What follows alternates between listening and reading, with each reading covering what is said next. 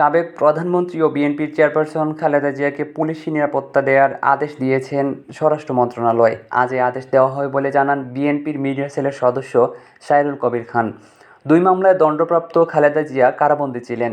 Zia orphanage trust দুর্নীতি মামলায় 2018 সালের 8 ফেব্রুয়ারি খালেদা জিয়াকে 5 বছরের কারাদণ্ড দেন বকশীবাজার আলিয়া মাদ্রাসা মাঠে স্থাপিত ঢাকার 5 নম্বর বিশেষ আদালত। রায় ঘোষণার পর খালেদা জিয়াকে পুরান ঢাকার নাজিমউদ্দিন রোডে অবস্থিত পূর্ণ কেন্দ্রীয় কারাগারে বন্দী রাখা হয়। এরপর ওই বছরের 30 অক্টোবর এ মামলার আপিলে তার আরও 5 বছরের সাজা বাড়িয়ে 10 বছর করেন হাইকোর্ট।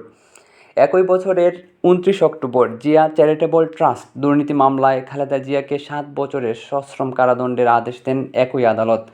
রায়ে 7 বছরের কারাদণ্ডের পাশাপাশি খালেদা জিয়াকে 10 লাখ টাকা জরিমানা করা হয়।